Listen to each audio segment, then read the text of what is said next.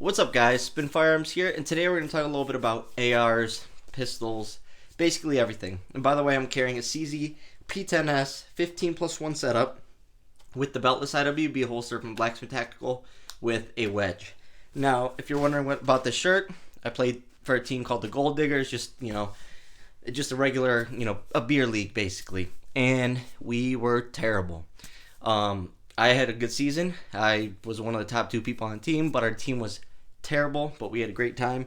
A lot of people always ask me about this hoodie and so on, so thought I'd tell you. But anyways, I started doing some changes to my ARP, my Radical Firearm 7.5 inch ARP, and I don't know a lot about ARs. Anyways, I'll show it to you guys right now because I know you guys all want to see a firearm in the video. Try to wait till a little later so they don't, catch me on it, but so I'm going to be honest with you guys. I was changing to a Magpul grip, and like I said, I know nothing about the internals, never dealt with ARs, taking them apart. I've only shot them. And so when I took it apart, a spring fell out. And obviously I know now it's a safety detent spring for my safety selector. And I'm like, what in the world is this spring? And I couldn't think where it possibly could have came from. And me being dumb and not knowing what I'm doing, I put it where I thought it went. And it was obviously the wrong spot. Then I'm like, what the heck? I went to dry fire. I'm like, it's not firing. So I took it back out, looked in the firearm. I'm like, you know what? This just goes to show I don't know anything about my AR and its internals and how it works. So I made a great decision to take it all apart and work on it. I'm not adding any upgrades, but I decided just to strip the whole thing down, take everything apart, watching a video, and then say, you know what? I got to get this thing back together, get it in working condition. I think that was a very important thing I learned. Because the thing is, just with your pistols, I know we all field strip them and just do the minor, the smallest amount we need to do to clean it and keep the firearm functioning. But what I like to do, and that's why I always tell people, make a P80. Or just do a build. If you're new to firearms, just do a build. Sometimes the mistakes that happen or using off-brand parts and stuff, as long as you're not carrying, it's fine. You can use crappy parts. But sometimes the tolerances and all that, they cause issues, and that causes you to learn about your firearm. Putting it back together, you start to learn about your firearm. You get to learn about the mechanics of it. Get an armor backplate. You can watch your trigger and see how it functions. Anyways, that's why I love those. And that's why I love making builds, is you really learn your firearm inside and out. Now, Glocks are obviously very simple. But there are other firearms like the FCU from SIG, not that simple. And while trying to fix a malfunction that kept happening with my SIG, not allowing the slide to go back, I took it apart. And I'm like, I'm going to put this thing back together no matter how long it takes. It ended up taking me like 7 hours because I just couldn't get it back together and allowing it to function. I then realized it was the part that was making a mistake. It wasn't the way I put it back together. It was an out-of-spec part. But then after that, I'm like, I'm going to try this again. So I took the whole FCU apart. It's not a simple Glock. It's different.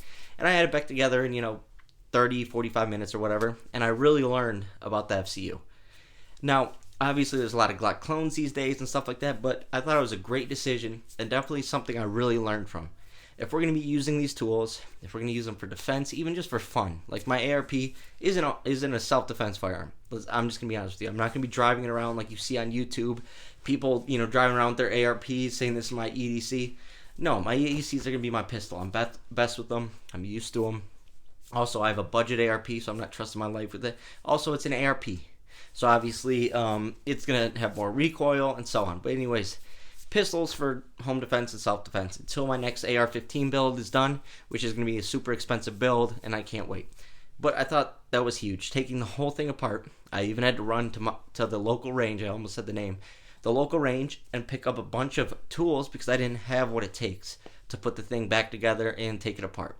So I watched a couple YouTube videos, went and got the tools that I needed, AR kits and so on. Came back, and I'm like, I'm going to sit down, I'm going to learn this thing. Took it all apart, and I learned my lesson. I got hit in the face, as you can see right here, with the hammer.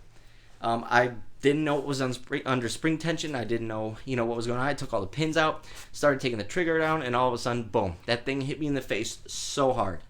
And this was all a learning experience. I was like, what in the world just hit me in the face? And I just thought it was, it hit me right there and then that, like, this matters, like, knowing your firearm. I mean, I know some people who claim they shoot and that they clean their firearms and stuff, but I took the firearm down and oh my goodness. You think my FN 503 gets bad after pocket carrying it? You should have saw this firearm. They shoot it, they don't clean it. And that type of thing makes me nervous. So I always try to tell people we need to learn our firearms, we need to take care of them, and do maintenance. And by take care of them, I don't mean not be rugged with them. They're meant to be beat in. They're meant to be knocked around, scratched, and so on. I see all these videos on YouTube of people showing off their EDCs that they claim are their everyday carry, or people who make shorts all day long. They put out shorts all the time. The firearms are in perfect condition. It looks like they're never used. And now I'm going to be honest with you. I have a bunch of firearms where they're just beautiful. And I don't carry them as much because they weren't meant to be carry firearms. They were built. But I have other firearms that when I first got them, I'm like, this is such an awesome firearm. And then you get that, you're messing around with it, or you're trying to put the back plate on, or you do something and scratch. You're training. Scratch. Ding. You hear up. You're like, oh. And it hurts. But then you realize, you know what? This is what it's for. It still functions. It does a job. I always tell the story of my FN 503. Long story short, but while training with it, dropped on concrete. It got ran over. It got messed up. Don't ask me how. It's a long story. But while training, dropped on concrete, forgot about it. And obviously, I knew I had my firearm somewhere in the area. I was training with a different firearm. It fell out of where I had it at the moment. It was unloaded. Boom. Dropped on the concrete, scratched up, beat up. It ended up getting ran over by somebody. And it functioned. And from that day on, I'm like, you know what? This firearm still functions perfectly. It was hit by a car. Who knows how many cars it was hit by? Because there was a couple of people training there. It got hit by a car. It got beat into the concrete, and it runs to this day. I don't care how beautiful it looks because I know I can trust my life with it. And I know it's just a good firearm that's reliable. Now, when it comes to my ARs, I'm going to be honest. I felt like an idiot today. When I put that spring in the wrong spot, I'm like, you know what? This doesn't make sense.